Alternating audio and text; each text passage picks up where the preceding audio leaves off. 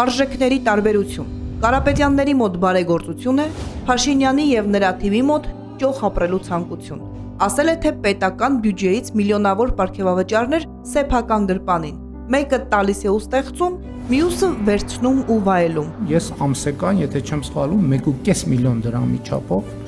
վարձատրության ավելացում եմ ունեցել։ 6-ից 7 միլիոնի կարգի, բայց սա աշխատանքի դիմաց ես համարում եմ որպես վարձատրություն։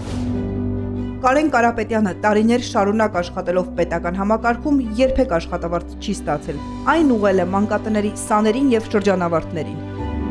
Հանրապետության բոլոր մանկատների յուրաքանչյուր շրջանավարտ ամեն տարի ստացել է 300,000 դրամ, նրանց համար բացված հատուկ հաշիվներին փոխանցվել է Կարեն Կարապետյանի ողջ աշխատավարձը, մնացած գումարը համալրվել է դարձյալ Կարապետյանների կողմից։ Երբ որ մենք մանկատնից դուրս են գալու,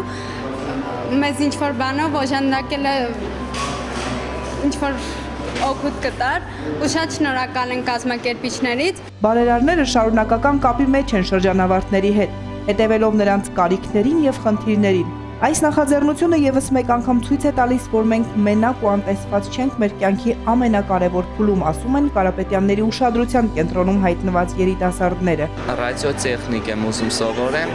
կներդրեմ ուսման վարձի ուսման համար։ Մանկատուն ավարտելով այդ օգնություն է ինձ նոր կյանք սկսելու համար։ Բարեգործությունն այս դեպքում ոչ միայն աջակցություն է, այլև հոգատարություն, ջերմություն ու վստահություն, հավատ ապագայի հանդեպ, ինչի կարիք ամենաշատն ունեն մանկատանը մեծացած երեխաները։